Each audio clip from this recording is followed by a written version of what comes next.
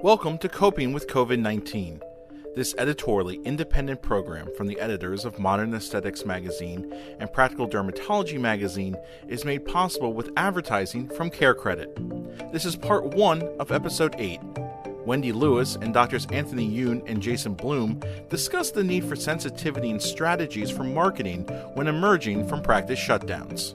It's definitely been a very different world here with social media in the last month or so. Part of it, I think, is that, Jason and I we have a lot more time than we've ever found that we've had on our hands in the last 15 years for me. So I spent some of it focused on honing a message and getting, information out there. Tony, are you still doing your podcast?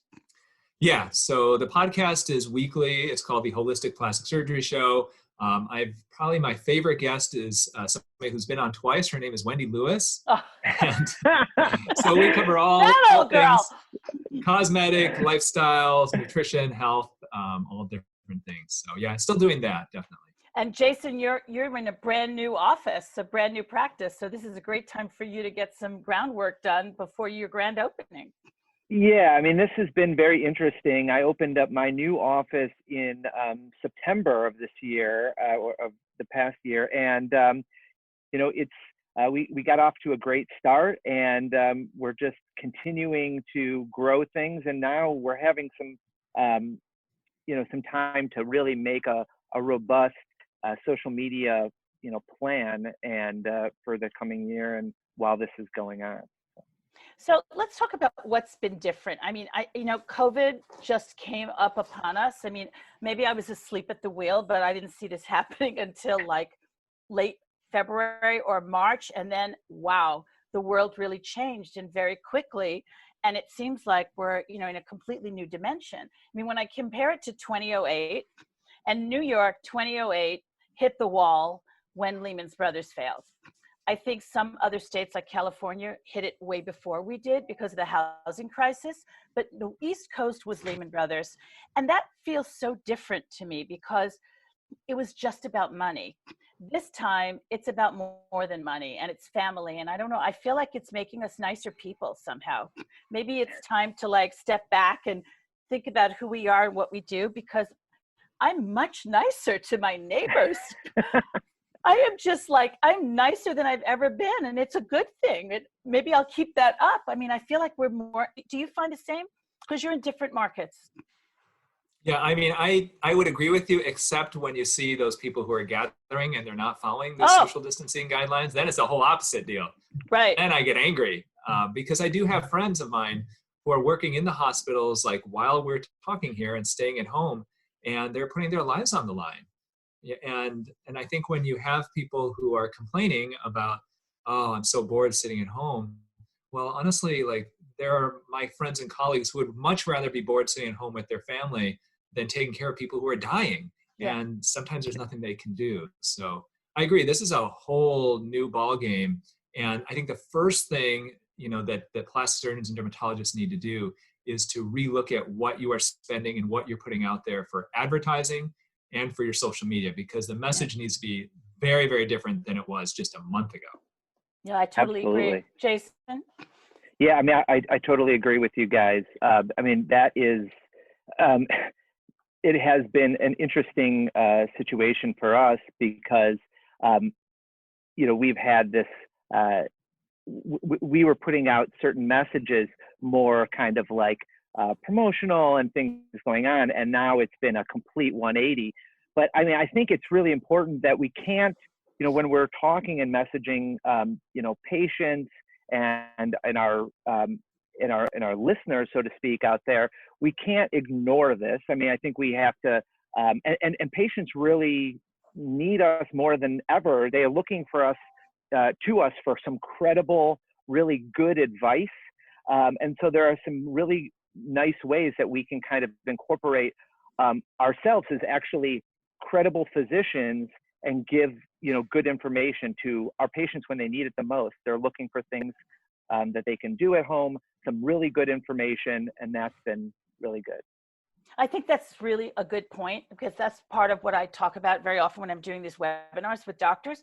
It's like, you're the trusted source already because your patients already trust you, and they need to sort through all the garbage that's out there, and everybody throwing things at them like, this medication works, this one doesn't, don't go here, don't do there. I mean, it's like your brain is going to explode. So if you can position yourselves as being really up to speed, which I know you are, I think that's a good way to be, because that's helpful. And you are promoting your brand, but in a very subtle and credible way, rather than just banging them on the head with a bunch of before and afters and promotions, which I think is probably not, it's a little bit in bad taste right now. You, like Tony said also, you can't ignore what's going on outside. Right. Yeah, one of the things I did, so I have a woman who, I have a social media person who works for me, who's full-time. And then I also have a woman who is a independent contractor who helps me with my Instagram.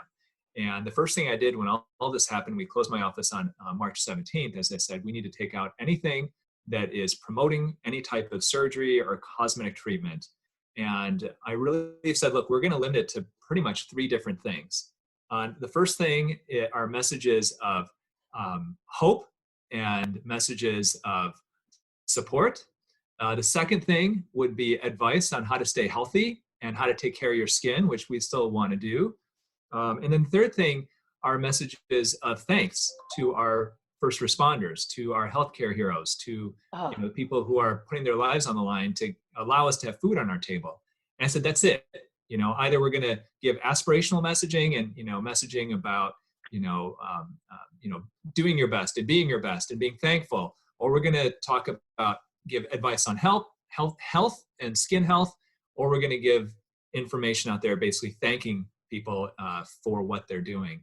Everything else we have taken out. The only other thing that I've done, which has been something that I myself have, I think, struggled with, is like, where is my position with all of this? Like, I'm not going to go out there and give advice like Sanjay Gupta or like infectious disease experts, because I'm not on the front lines. And so for me to go out there and say, hey, if you've got COVID, these are medications you need to consider taking, like, it would be disingenuous for me as a plastic surgeon who's not on the front lines in the hospital to do that. So how do I help people? And one of the things I've been doing is creating content that I think is entertaining. And so even if I could take people out of their daily doldrums and educate and entertain them, then I think that's reasonable. But even that, you're kind of got that fine line, because you don't want to be flippant, when this is a very serious situation across the country. Yeah, and I totally agree with you. And there's a lot of, so it's different. And I think there's a couple things that I want to add.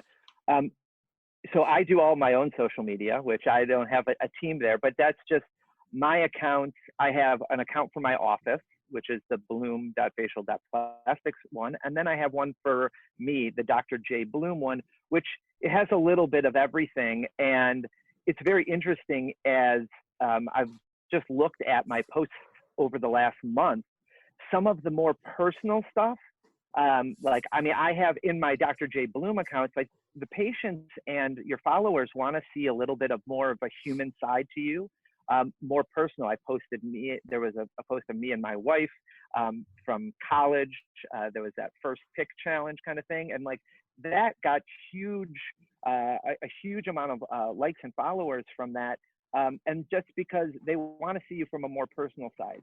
And then additionally about the advice standpoint, I think that's great. And I agree. I'm not talking about how we can, fight COVID from the front lines, but I think what I've noticed is doing more things like ask me a question that maybe, like opening it up to patients to provide some advice about, health, skincare, things like that, surgery. Maybe they haven't had a chance to get in there and ask you on a personal level, in front of you in your office. But now this is an option to open it up to them and say, ask me, what's concerning you? How can I be of service to you when we have this time to work together? I think those are good strategies. I feel like you are experts in your own fields and you are trusted, and that's important, and you want to keep that up. I also think that there's this sort of natural balance that you need to strike, and it's going to be different for Tony than it is for Jason, than it is for me. And it's between something like comforting yet uplifting, not Debbie Downer. And I also like to see a lot of practices sort of pivoting a little more to the wellness category, which I know, Tony, you've been involved in a long while, because I feel that's very neutral. That's neutral ground. And people kind of need a little bit of aromatherapy right now, and, little things that make a difference in their lives, because we get so little comfort, especially watching the news, that you need something like that. I also agree with you totally about the personal, and that's a very individual choice, how much personal you want to do. But I definitely think during this period, you can take a risk and be a little more personal than you would have before this, because I don't think people are interested in the typical doctor in a lab coat kind of stance right now. They're just over it. Everybody's kind of equal right now. It's almost like a great equalizer in some ways. We're all in this together. And that's the message I use when we do social media for brands. We're very much in the we. It's not you, it's not me, it's the we, because I think people really need that support and that feeling of camaraderie. Yeah, no, I totally agree. I mean, I think there are 3 types of posts that I have been seeing. And I'll just name a few people that I admire of what they're doing. So Oren Tepper, plastic surgeon in New York City. He had a post on Instagram recently and showing all of the PPE that he's wearing as he is helping patients on the front line. Putting something like that out there, for me, it gives me chills when I see that, because right. I know Oren, I know what a good guy he is, and I know what he's doing. On the flip side, Dr. Ellen Marmer, dermatologist, very well respected, love Ellen. She's putting out real personal stuff out there, and she's not on the front lines as a dermatologist. I think her husband is, but she is putting stuff out there on health and supporting the health and very personal types of things. And I love what she's doing as well, because even though she's not, let's say, doing what Oren is doing, she's doing what she can in her own way, which I found to be really well done. And then the third type of posts that I'm seeing are before and after photos from plastic surgeons, which, I mean, it baffles me that these are still on autopilot, that these doctors hire companies to put these before and afters up there, and they're still going on, a month after my office is closed. I just find that it's just, you just are not reading what's going on here, because people don't want to see that. And if anything, I think it's insensitive when you have people out there who are afraid. In my opinion, I think it's better not to post than to post about, hey, look at this great result I had from liposuction. I would just take it down and save it for when people are feeling better. And just like Jason said, put something out there personal, about time that you're spending, while you're quarantined, or if you are helping. Those are types of things I would definitely put out there. Yeah, I actually think homeschooling is something that, who doesn't relate to that? Thank God, my daughter is grown.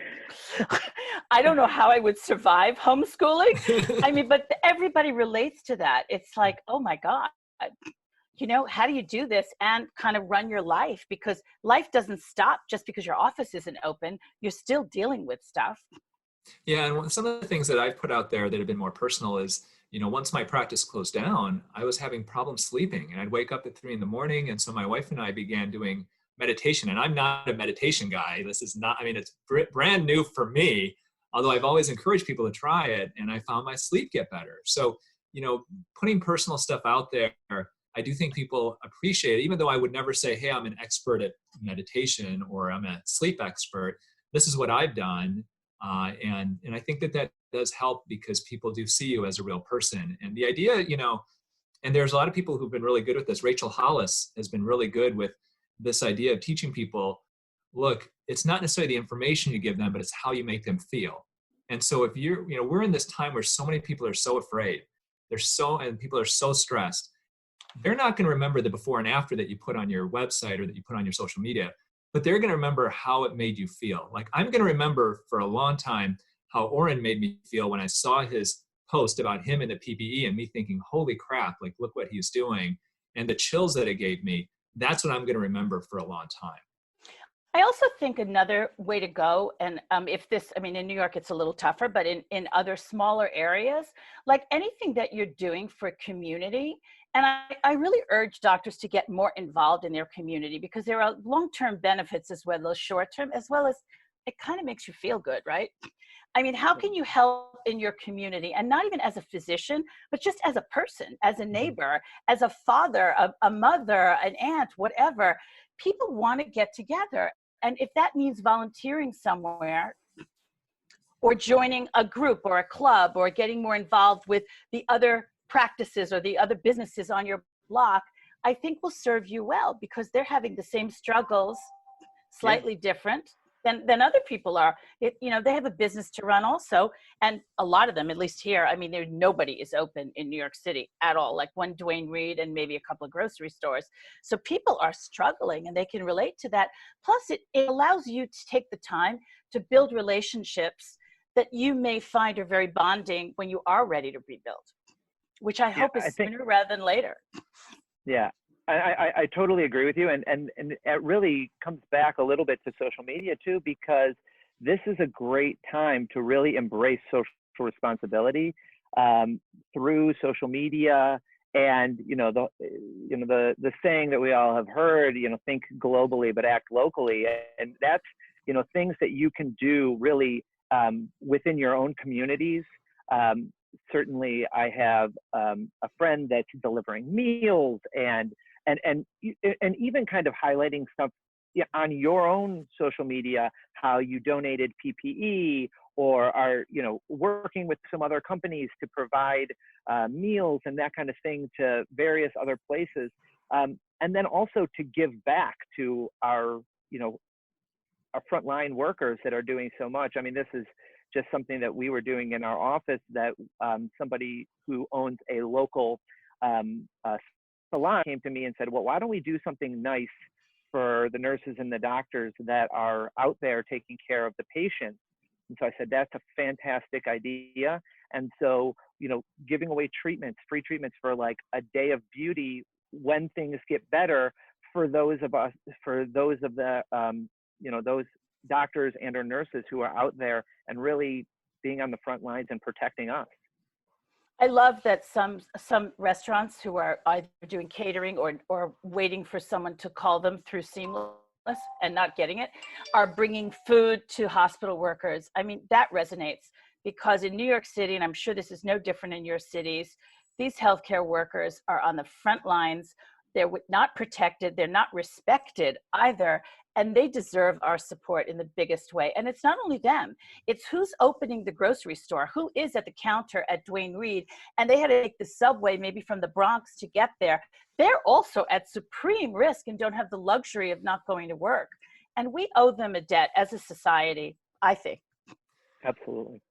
Yeah, totally. And the hard thing, I think, is, we want to give freely, but we also don't want to give with the expectation of something in return. And I think that's where it can get a little bit questionable with social media. I think the idea for me is to try to give, but not necessarily to go out there and show every time, oh, hey, look what I gave this time, or look what I gave this.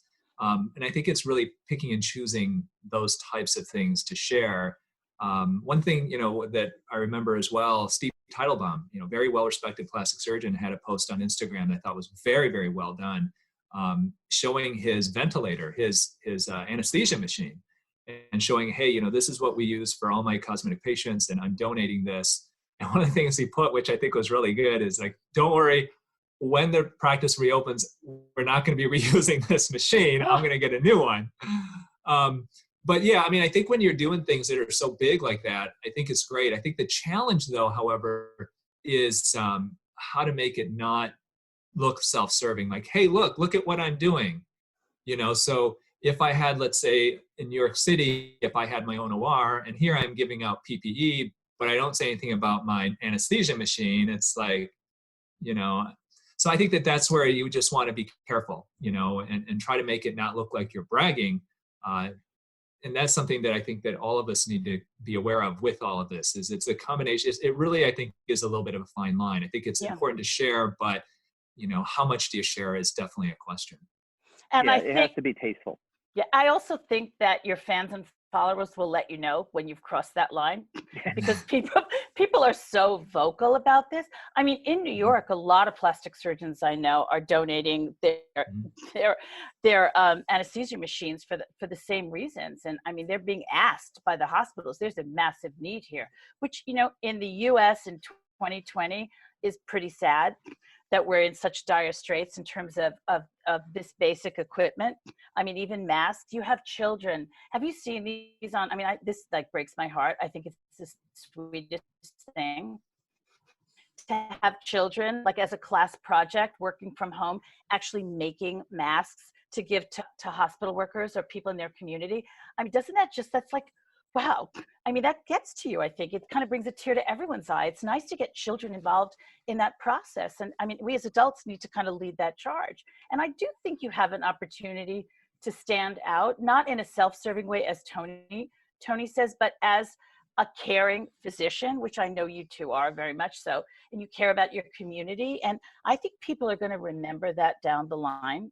So the business side of it is that it does help your brand, even though we're not really talking about at this point. For those of you who are at home, this is a good time too. If you've got like forms, office forms that you've always wanted to update, consent forms, these are things that if, you know, that you can have your staff do and you can do yourself to get some of these things done. I mean, we've only got time now, and I think that it's important to make Right. use of it. Even though that's not making any money doing it, these are things that you don't have to do later on.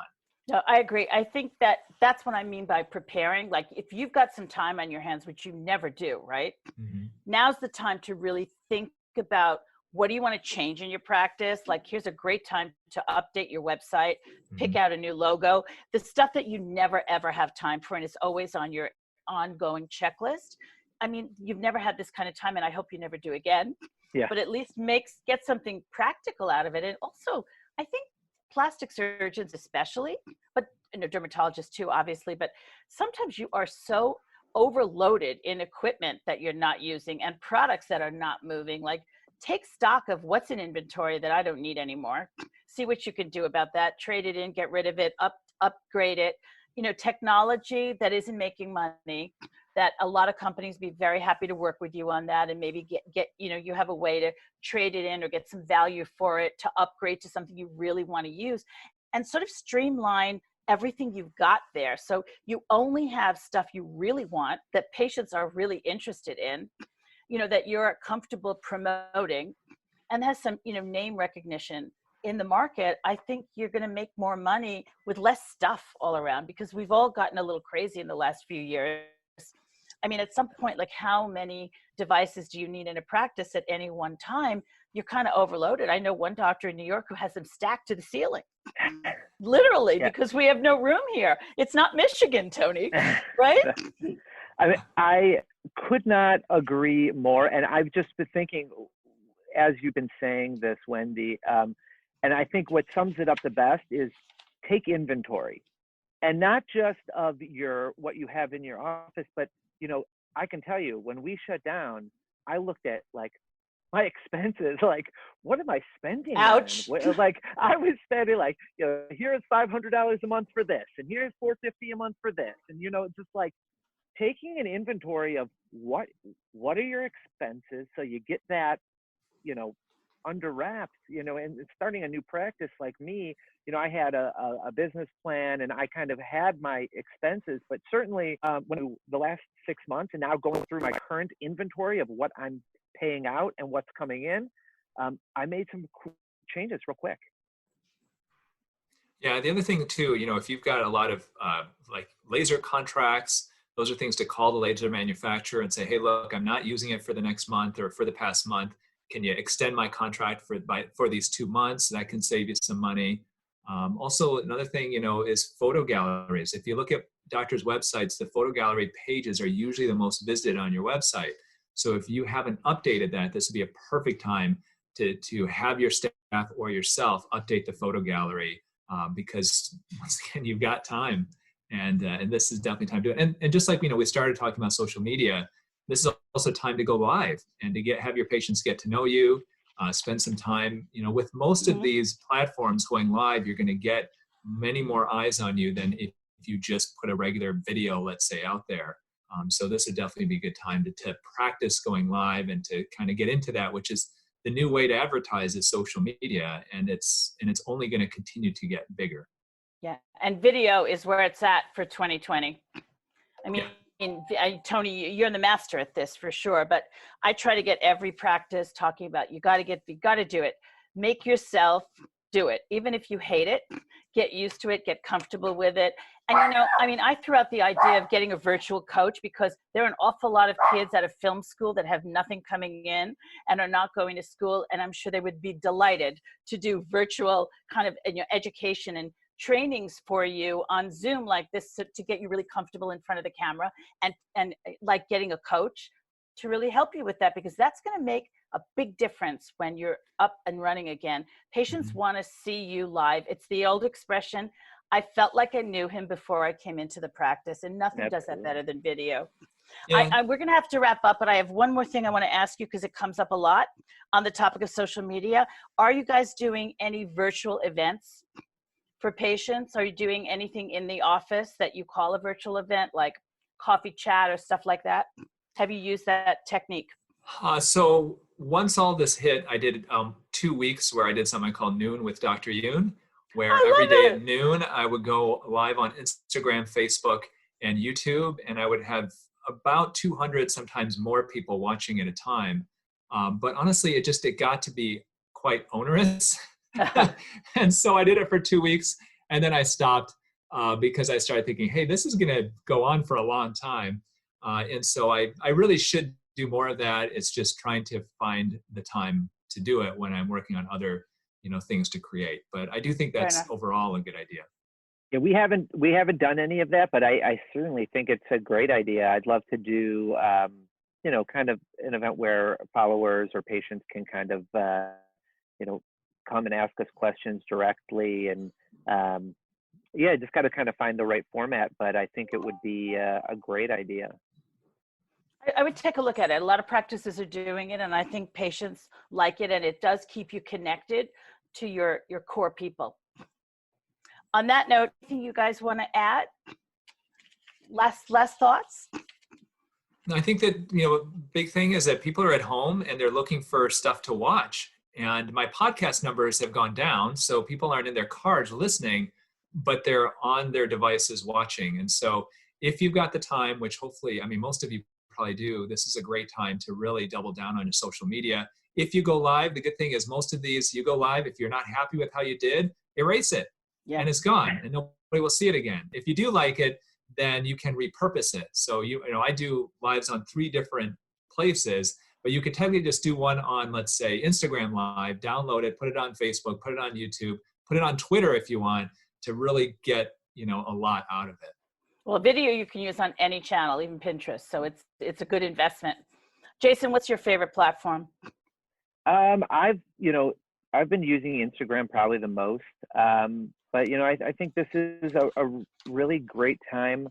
Your patients need you at this point. They need your honest opinions, some credible advice. This is a great time to connect with them. And as Tony said, just experiment a little bit. Try a little bit of going live, maybe a little bit more out of your comfort zone. Wendy, you said something that you might not do normally, like be a little bit more personal, showing that personal side. I think this is a time where people are going to respond to that a lot more. I think that's a great point. Thank you guys. Thanks so much for your time, and go back to homeschooling or doing your Instagram Live. Anyway, thanks so much for your time. I think it's very valuable advice.